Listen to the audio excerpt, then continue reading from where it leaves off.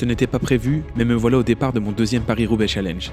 Dans le royaume des défis cyclistes, où le vent souffle l'ardeur des compétiteurs et où la poussière des chemins épiques se mêle à la sueur des braves, une légende se dresse tel un colosse, la course Paris-Roubaix. Épique, dans son essence, elle est le théâtre où se déroule l'affrontement entre l'homme et la machine, entre la volonté et les pavés, entre la conquête et l'adversité. Au cœur de l'aube, lorsque le ciel s'embrase de lueurs dorées, les braves se rassemblent, leurs montures étincelantes telles des guerriers prêts à l'assaut, sur les routes pavées, l'air vibrant de tension, le peloton s'élance, une marée colorée et tumultueuse semblable à une armée en marche vers la gloire. Mais la route qui mène à la victoire est semée d'embûches, et nul n'ignore le piège sournois qui attend tapis sous la forme de légendaires pavés du Nord. Tels des géants ancestraux, ces blocs de pierre polis se dressent défiant les cyclistes de les dompter. Et puis, tel un mirage au bout de l'horizon, la ville de Roubaix apparaît, un sanctuaire de pierre et de pavés où les héros du jour seront couronnés de lauriers. À l'arrivée, les vainqueurs sont acclamés, portés par les cris de liesse d'une foule en délire, tandis que les derniers, arrivant, sont salués avec respect. Car dans la bataille contre Paris-Roubaix, chaque participant est un héros à sa façon. Ainsi se perpétue la légende de la course Paris-Roubaix, un récit épique où se mêlent courage, passion et détermination, où les hommes et les machines se mesurent à l'adversité, où la victoire s'offre à ceux qui osent affronter les pavés du destin.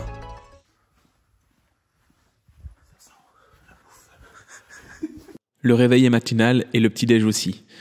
Il est à peu près 5 h du matin, on se met en route avec la bonne humeur pour rejoindre la ligne de départ. Avant ça, on doit aller récupérer le dossard, l'accrocher sur son dos, et ça y est, je suis prêt pour affronter Paris-Roubaix pour une deuxième année consécutive. Attention! 5, 4, 3, 2, 1, c'est parti! Ça y est, c'est parti pour Paris-Roubaix Challenge. Avant d'aller plus loin, pour ceux qui ne me connaissent pas, je suis un cycliste amateur belge qui vous partage sa passion sur cette chaîne YouTube. D'habitude, je vous montre des courses. Ici, c'est une cyclo, sans classement, sans rien. Mais comme chaque année, il y en a qui partent comme moi dans le premier sas pour se faire la guerre. Je suis accompagné sur ce Paris-Roubaix Challenge par Quentin et notre objectif, c'est d'arriver les premiers sur le vélodrome. Il n'y a rien à gagner, donc on va pas prendre de risques, mais c'est juste pour la beauté du sport. Vous savez, on est des compétiteurs, donc on aime bien s'amuser. Et ce qui est cool, c'est qu'on a trouvé des gens qui voulaient s'amuser avec nous. Bien plus fort que nous pour certains. Alors, on était parti sur ce Paris-Roubaix Challenge, on a fait très attention au code de la route, on s'est arrêté à tous les feux rouges, même si on n'avait pas beaucoup en réalité. Mais voilà, je vais vous conter un petit peu ce challenge comme étant une course, même si j'en suis conscient, c'était loin d'être une course. La preuve, la vitesse moyenne et l'intensité, qui même si elle était élevée, était quand même moins importante que la course.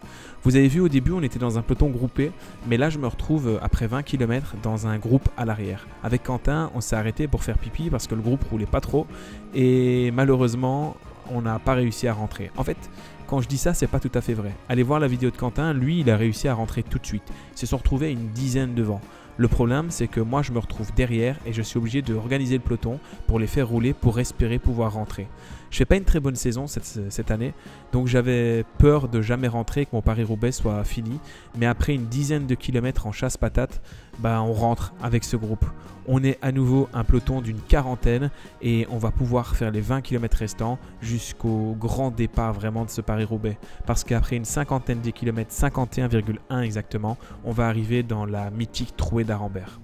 Alors la Trouée d'Arambert, c'est assez spécial, vous allez voir que ça fracasse pas mal partout et je vais vous parler un petit peu de mes choix de vélo. J'ai pris un gravel pour ce Paris-Roubaix avec des pneus en tubeless de 40 mm crantés parce qu'en fait j'ai juste pas changé les pneus que j'avais pour faire du gravel d'habitude.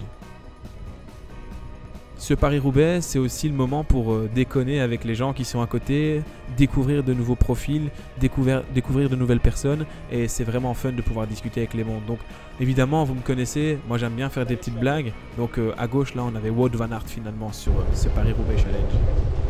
Ah ouais, ça va, ça va sur l'autoroute à l'envers. Ah bah Wout van Aert est sur Paris-Roubaix finalement.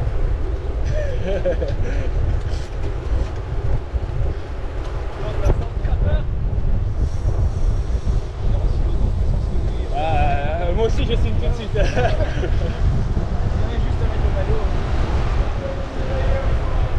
Et voilà, je suis mouillé.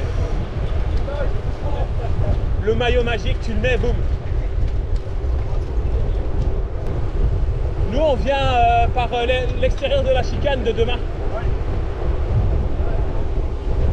Eux ils viendront de la gauche.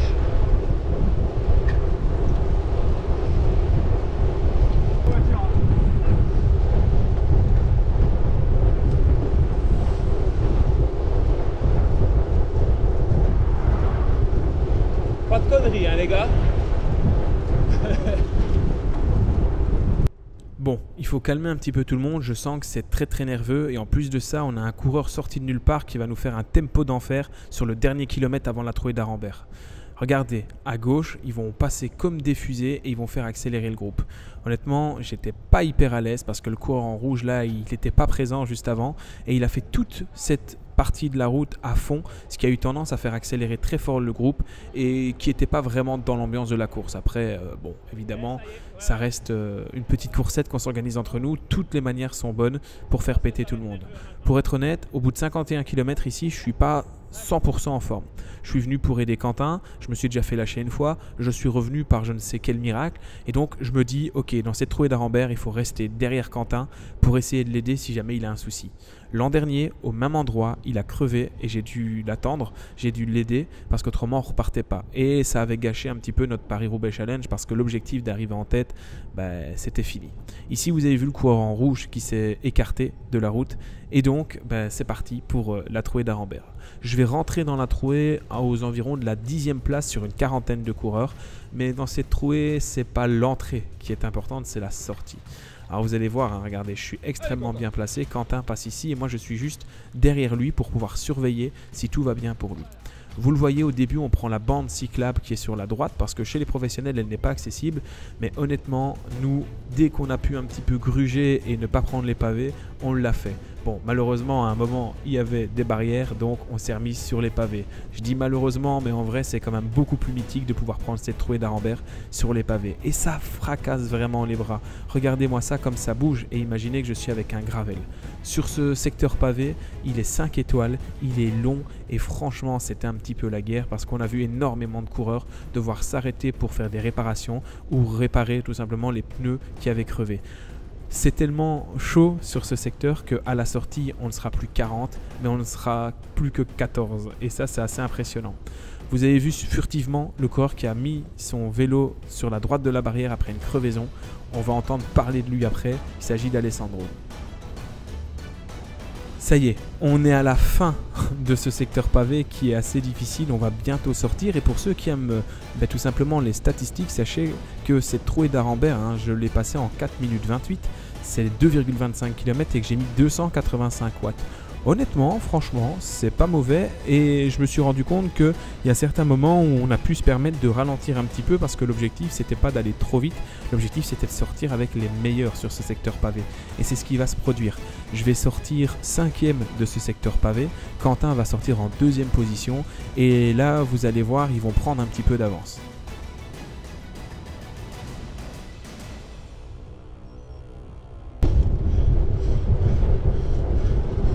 Faut y aller les gars. Parce que lui c'est un tracteur. Quentin va se retrouver avec 2 coureurs devant, dont un qu'on a surnommé le tracteur parce que le gars a fait les 50 premiers kilomètres devant le peloton, a tracté tout le monde. Vraiment, c'était une belle machine ce coureur. Et donc je vois qu'ils s'en vont et je me dis, à 3, si on ne rebouche pas le trou, ça va être compliqué. Moi mon objectif c'était d'être avec Quentin pour pouvoir l'aider, je suis vraiment dans cette optique là. Donc je vais rouler et reboucher le trou. Très rapidement, je vais me rendre compte qu'on se retrouve à 4 dans ce groupe-là. On aimerait bien passer des relais, mais avec notre gravel, face aux coureurs qui ont un vélo route, on n'arrive vraiment pas à passer. Regardez-moi ça, les watts que je suis obligé de mettre alors que je suis en 4e position, c'est extrêmement difficile. Ça y est, comparé à l'année passée, on est sorti de la trouée d'Arambert et bon, on a des coureurs qui sont revenus, on est environ 14 ici dans ce groupe et ce qui est bien c'est que je peux communiquer avec Quentin. On peut parler, on est l'un derrière l'autre, on est l'un avec l'autre et on va pouvoir s'entraider. Alors Quentin, entre ces deux secteurs, il me dit écoute, si jamais tu as la chance de te retrouver devant, ne m'attends pas, moi je ne roule pas derrière. Si moi j'ai la chance de me retrouver devant, ne roule pas et comme ça on s'entraide, on est équipier aujourd'hui. Et donc on va mettre en place une espèce de petite stratégie de course et dans cette ligne droite, regardez-moi ça, le peloton est rentré mais on a toujours notre ami le tracteur qui fait cette longue ligne droite vent défavorable en tête. Et honnêtement, on était vraiment à bloc. Et quand on pense qu'il reste encore 90 km, c'est un petit peu chaud. Là, on vient de redémarrer du feu rouge, quand on vous disait qu'on faisait une petite coursette, mais un petit peu pas organisée officiellement et qu'on respectait le code de la route. Là, on a eu un feu rouge, donc on s'est arrêté et on vient de redémarrer. Le coureur à ma droite, à gauche de votre écran, c'est un jeune junior et il me dit on est vraiment dans le premier groupe là, et je lui dis ouais, on y est, c'est bien. Alors là, j'essaye de remettre mon dérailleur qui a bougé et qui ne fonctionnait plus. Je me suis un petit peu griffé le doigt avec le pneu, mais bon, tout va bien. De toute façon, la douleur de Paris-Roubaix est tout autre au niveau musculaire. Là, une petite griffure sur les doigts, c'est pas ça qui va changer la course. Alors on va approcher ici du deuxième secteur pavé appelé le Pont Gibus. Alors son vrai nom, c'est pas ça, son vrai nom c'est Wallers à Hélène. C'est un secteur pavé de 1 km 600 qui est assez bien, et c'est que un 3 étoiles. Franchement, c'est un secteur très roulant. Et ce secteur pavé, en fait, je vais me sentir super bien et je vais accélérer. Je vais mettre un gros tempo à PMA tout simplement pour voir un petit peu comment ça va réagir à l'arrière. L'objectif, c'est de tester les adversaires. Et je sentais bien que certains d'entre eux, après avoir fait un effort pour rentrer sur nous après la trouée d'Arambert, avaient besoin de souffler. Il ne faut pas me le dire deux fois, moi j'ai envie de rendre la course difficile. J'avais dit au coach, j'aimerais qu'il y ait de la pluie et beaucoup de vent. Pour le vent, on y était avec les 50 km/h.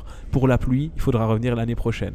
Ça fait 2 fois que je fais Paris-Roubaix, ça fait 2 fois qu'il fait sec. Bon, la plupart d'entre vous vont vous dire, mais il est fou. Mais oui, moi j'aurais kiffé qu'il y ait de la pluie pour vraiment vivre à fond l'enfer du Nord sur ces 145 km. Ici, on a un coureur qui va s'en aller. C'est Julien Tomasi. Alors lui, il est vraiment très costaud. On va avoir du mal à le revoir, donc il va partir devant nous. C'est pas tout à fait maintenant, ce sera à la sortie du Pont Gibus, parce que sur ce secteur pavé, c'est moi qui vais sortir en tête. À la sortie, vu qu'il reste encore 80 km de Paris-Roubaix Challenge, de course, on va la nommer comme ça, pour le fun, c'est un petit peu long un solo de 85 km. Alors sur ce secteur pavé, parce que je sais que vous aimez toujours les watts, là j'ai sorti des bons chiffres, 360 watts sur 2 minutes 34 et une vitesse moyenne de 38 km/h. Franchement, c'est pas comme chez les pros, mais pour un gars qui est en méforme, c'est plutôt pas mal, surtout que c'est moi qui fais le tempo. Mon objectif, rattraper le coureur qui s'échappe à l'avant, et je vais y arriver. Comme je vous l'ai dit, je suis sorti en tête de ce secteur pavé et ça annonçait du bon. J'étais très en confiance, la pression des pneumatiques était parfaite, j'avais mis 2,5 bars dans chaque tubeless et je me sentais vraiment à l'aise. J'ai pris des super bonnes trajectoires et le gravel me permet de rester en position aéro avec les mains en bas du guidon. On arrive ici dans le 3e secteur pavé. Alors lui, c'était vraiment le secteur magique pour moi. Là, on est en train de regarder la caméra de Quentin Ruel. Vous pouvez retrouver sa vidéo dans la description de cette vidéo. Il a sorti aussi ce vendredi à 18 h. Et donc, on me voit devant, 2 places devant lui. Entre lui et moi, il y a le fameux coureur qu'on a surnommé le tracteur. Et dans ce secteur pavé, en fait, il faut savoir que juste avant, j'avais demandé aux autres, parce qu'entre-temps, on avait Julien Tomasi qui avait accéléré. J'avais dit aux autres, les gars, il faut rouler, autrement, il va partir. Et personne ne roulait. En tout cas, il n'y avait pas grand monde. Je sentais bien que les gars étaient un petit peu émoussés, donc je me suis dit moi je me sens bien, donc je vais accélérer, et c'est ce que je vais faire sur ce secteur pavé. C'est le secteur pavé le plus long de Paris-Roubaix, en tout cas de notre Paris-Roubaix, et donc forcément mon objectif c'est de faire mal à tout le monde. Pour vous donner un petit peu des chiffres, sur ce secteur pavé c'est 3 km 700 et j'ai mis 307 watts de moyenne, donc j'ai vraiment poussé très fort en sachant que toute la première partie je les ai faites dans les roues. Là, ici, on est toujours dans la première partie. Vous allez voir qu'ensuite, on va avoir un petit moment sans pavé. Et c'est après ce moment sans pavé que je vais décider d'accélérer. Et je vais accélérer très fort. Et heureusement, je vais être aidé par Quentin qui va vraiment faire son rôle d'équipier en faisant la cassure. Regardez ici, on voit vraiment au pédalage que tout le monde commencerait à être émoussé. Il y a toujours un coureur devant et moi, je veux le rattraper. En fait ici, et ça se voit mon pédalage, je ne veux pas attaquer. Je veux mettre un rythme fort pour pouvoir mettre toutes les chances de notre côté de rattraper le coureur qui est devant. Mais en fait, je pousse trop de watts. Je suis à peu près à ce moment-là à 550 watts. Quentin ne suit pas parce qu'il décide de laisser la cassure. Mais derrière lui, personne ne va prendre le relais.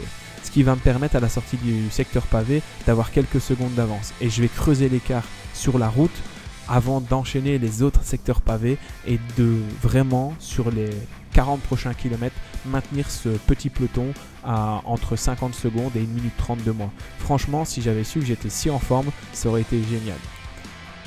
On arrive dans le secteur 15, Tilloy à Rosières. Là, c'est un secteur pavé où encore une fois, je vais me sentir super bien. Même si forcément j'ai été un petit peu bloqué par certains véhicules qui étaient là. On rappelle, c'est pas une course, les routes sont pas fermées, donc ils installaient les courses pour la course femme. Et sur ce secteur pavé, je ne faiblis pas. Vu que je vais faire les 5 minutes de secteur pavé, les 2 km 600 à 32 de moyenne et à 300 watts de moyenne. Je continue à pousser, je continue à rattraper du monde et malgré la voiture qui m'embête ici, je récupère du temps sur le groupe qui est derrière. Par contre, à l'avant, je ne sais pas du tout où est le coureur. Julien est parti il y a très longtemps et j'ai l'impression que je ne le reverrai pas. Je commence tout doucement à regretter mon échappée là parce que je me dis je me retrouve tout seul, il reste encore 80 km, ça risque d'être très très long. Alexandre, il faut que tu gères tes efforts parce que si tu exploses, c'est terminé. Je suis tout seul en chasse-patate depuis un bon 20 km, 25 km. J'ai un gars tout seul devant mais que je ne vois plus. Et j'ai un groupe d'une dizaine derrière, avec Quentin dedans, mais je ne les vois pas non plus. Mais je viens de manger, pour le moment ça va, mais il reste encore 64 bornes.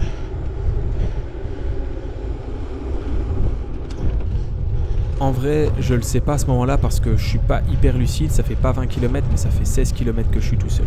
Ici, je vais arriver au ravito mais je décide de pas m'arrêter. Je suis parti avec 2 grands bidons et un petit bidon dans ma poche, j'ai encore toute l'eau qu'il me faut et dans ma stratégie, je décide de m'arrêter au deuxième ravito. Mais par contre, Julien Tomasi à gauche ici, lui il s'est arrêté au ravito, c'est l'homme qui était en tête, un coureur élite qui est extrêmement costaud. Alors lui, il va me massacrer. Une fois que je vais le rattraper au ravito parce que lui s'est arrêté et moi non, autrement autant vous dire que je ne la rattrapais pas. En fait il va tout simplement s'amuser un petit peu avec nous. Il va dire qu'il m'attend parce qu'il va être cool, mais il roule beaucoup trop vite pour moi. Avec son vélo de route, il est hyper agile sur les pavés, il est monstrueux, il roule très très vite et sur la route je fais pas le poids, ni au niveau des watts purs, ni au niveau du vélo. Il va clairement plus vite que moi. Je vais quand même essayer de m'accrocher parce que pour le moment je joue une première place sur Paris-Roubaix. Alors on s'entend, je le répète, je sais que c'est pas une course, mais je veux être le premier du 145 maintenant que je suis parti en échappée à arriver sur le vélo de route. On va continuer à rouler, ça va être très très très costaud à cet endroit là. Le secteur pavé qui est ici, honnêtement il est classé 2 étoiles, mais avec Julien on se dit c'est pas possible, c'est un secteur 4 étoiles, il était tellement dur et avec le vent de côté voire parfois de face, c'était très compliqué. Mais regardez avec quelle aisance malgré ses pneus fins, il arrive à me lâcher, je ne peux pas le suivre malgré les 300 watts sur ce secteur pavé et je suis obligé de le laisser partir. Heureusement pour moi, il m'attend après chaque secteur pavé, on discute, on fait connaissance et il me raconte un petit peu son quotidien de coursier en division nationale et c'est quand même un gars qui a 40 piges et il nous met bien la misère. À côté de lui, c'est le champion de France EDH avec qui je fais des courses parfois. Ici, on arrive à Mont-Saint-Pével et regardez, on a été repris par un coureur à gauche, c'est Alessandro, il avait crevé dans la trouée d'Arambert.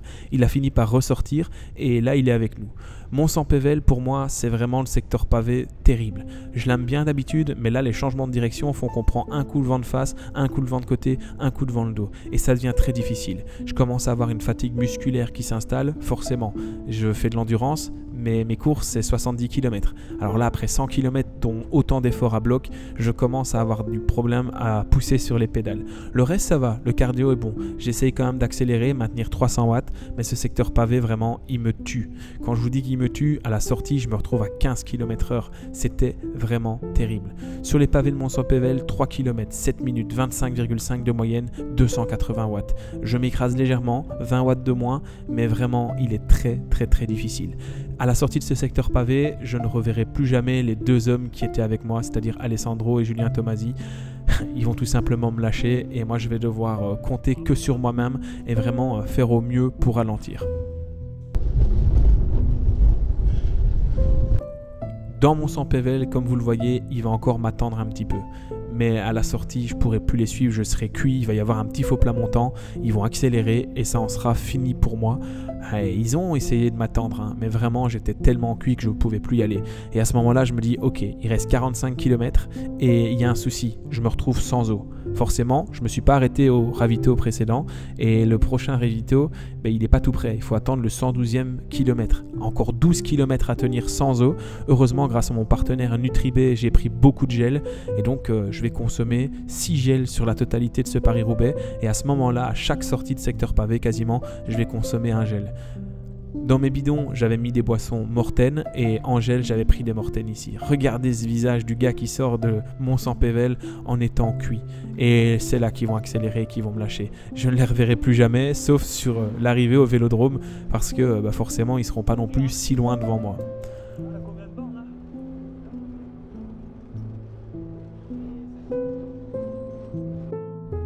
112e kilomètre, secteur 8, il est censé y avoir un ravito, sauf que je me trompe, mon Sigma me dit faites demi-tour. En fait, je suis rentré dans le secteur pavé alors que pour avoir le ravito, il fallait faire un petit détour. J'ai pas envie de faire demi-tour parce que je crois tout simplement que le ravito n'est pas là. C'est en discutant plus tard avec d'autres que j'ai compris qu'il fallait faire un petit détour pour avoir le ravito. À ce moment-là, par le manque de lucidité, je suis en train de chercher le ravito quelque part à ma droite, à ma gauche. Je ne le trouverai jamais. Ça veut dire que sur les 30 prochains kilomètres, je vais me retrouver sans eau, mais heureusement avec à manger. À ce moment-là, je me dis Alex, consomme le maximum de gel parce que dans les gels Morten, il y a beaucoup d'eau. Mais on voit sur mon visage que ça commence à devenir dur. Le pédalage est beaucoup moins fluide et là, je dois me battre avec moi-même tout simplement pour arriver le plus vite possible. Pour être honnête, à partir de ce moment-là, je vais mettre mon Sigma en mode parcours pour savoir quel est l'itinéraire à suivre et grâce à la fonction, il y a une fonction sur le Sigma qui permet de savoir combien de temps il reste. Je décompte les kilomètres. C'est pas une fringale, mais franchement, j'y suis presque. Il faut pas 5 km de plus à l'arrivée, autrement ça devient compliqué. J'essaye de tuter les dernières gouttes de mon bidon, je ralentis, je cherche un ravito, je ne le trouve pas. Je me dis que je suis vraiment dans la merde. Heureusement, je continue, je lâche rien, je me dis bon, 30 km finalement, c'est pas grand chose. T'es habitué, ça va le faire, ça arrive de pas avoir de l'eau. Et là, je remercie mes séances sur Home Trainer où parfois on peut se retrouver légèrement déshydraté. Je pense que le secteur pavé, ici, il y a le ravito, mais je ne le vois pas, je ne le verrai jamais et je devrais continuer jusqu'à la ligne d'arrivée comme ça. Bon, perdu pour perdu, autant arriver le plus vite possible. Donc je vais remettre une petite allure sur les pavés et c'est parti. On n'a plus qu'à attendre Roubaix pour valider le top 3. Pour moi, à partir de ce moment-là, tout se ressemble. Ça devient difficile, il y a des secteurs pavés, puis plus de pavés, puis des pavés, et je suis tout seul. Je double des gars du 70 km qui sont partis un peu plus tard que nous, mais qui avaient moins de distance, et je double quelques gars du 145 qui sont soit partis avant le départ, soit, je sais pas trop comment ils sont arrivés là, mais ils étaient partis bien avant le départ. Mais tout se ressemble, donc on va avancer tout doucement jusqu'aux parties qui nous intéressent. J'arrive dans le mythique secteur du carrefour de l'Arbre. Encore un 5 étoiles et là on est bientôt à l'arrivée. Je suis en plein milieu de ce secteur et là je profite. Il y a du public, on s'amuse, on joue avec eux.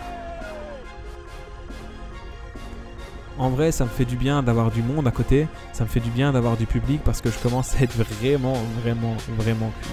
Dans le carrefour de l'Arbre, bon, les watts sont pas non plus dégueulasse parce que dans ce carrefour de l'Arbre, je vais faire 2 km à 26 de moyenne et 280 watts.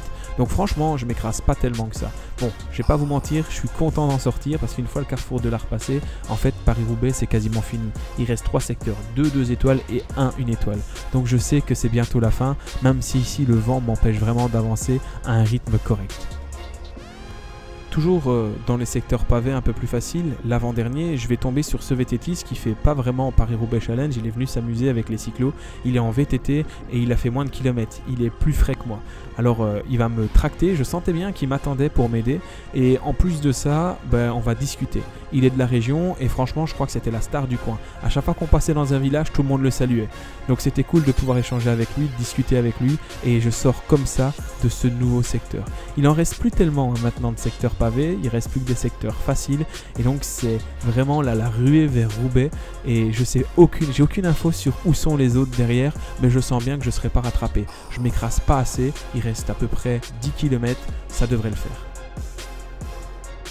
J'arrive tout doucement de Roubaix, je rattrape tout doucement des gars et je me fais arrêter au feu. Il n'y avait pas vraiment eu de feu rouge sur ce Paris-Roubaix Challenge, sauf évidemment en rentrant en ville. Et donc comme vous le voyez, c'est pas parce qu'on fait une petite coursette organisée entre nous qu'il faut prendre des risques. On est là pour le fun et honnêtement, je préfère attendre que le feu passe vert et rester en vie et faire 4e ou 5e plutôt que de passer au rouge et tout ça pour arriver sur un vélodrome où personne ne m'attend. Parce qu'en vrai, il n'y a que dans ma tête et dans la tête d'une dizaine, quinzaine de coureurs qu'on voulait arriver les premiers sur Paris-Roubaix. Tout le reste du monde s'en fiche. Paf, deuxième feu, j'attends. Je perds un petit peu de temps, mais c'est fun. À cet endroit-là, là, je rencontre à nouveau d'autres personnes à qui j'explique que moi, mon objectif ce matin, c'était d'arriver premier sur le vélodrome et que là, je suis prêt pour arriver troisième. Les gars m'expliquent d'où ils viennent, leur parcours un petit peu, leur préparation à Roubaix, parce que c'est ça aussi Paris-Roubaix. C'est pouvoir découvrir du monde et pouvoir tout simplement discuter avec du monde. Certains d'entre eux s'étaient fait des petites blessures, des cassures de la main et donc ils avaient dû décliner le 145 pour se rabattre sur le 70 km. Mais voilà, j'arrive à Paris-Roubaix, sur le vélodrome. Un petit peu dommage cette année par rapport aux années précédentes et par rapport à la course réelle. On ne va pas tourner notre 1 tour et demi dans le sens anti-horlogique, mais on va seulement faire le demi-tour dans le sens anti-horlogique. Dans le sens horlogique, et donc on va pas vraiment avoir l'arrivée mythique à Paris-Roubaix. Quand j'arrive, il n'y a pas grand monde parce que forcément il est très tôt, il est à peine midi, on est parti à 7h20 officiellement, vu que le départ a été un petit peu retardé de 20 minutes. Mais ça y est, je vais avoir ma deuxième médaille consécutive et surtout je suis arrivé troisième. Il me reste plus qu'à attendre Quentin à récupérer et à croiser Thomas qui est arrivé premier avec Alessandro sur ce Paris-Roubaix. Moi j'espère que cette vidéo vous aura plu. Si vous voulez rien louper, abonnez-vous à la chaîne, lâchez votre meilleur like, mettez un commentaire. Je vous dis à très bientôt pour une nouvelle vidéo.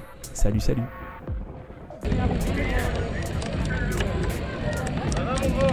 Ça va, putain, t'es fort, hein. Bravo mon pote. C'est bien. Vous allez arriver. C'est bien le youtubeur là. C'était? Il faudra que je regarde, je sais pas ce que tu le trouveras sur Instagram. On m'a dit que tu t'appelais Seb, c'est ça? Non, Julien Tomasi, moi. Julien Tomasi, ouais, c'est bon, je regarderai. Je pouvais plus vous suivre, j'étais rincé.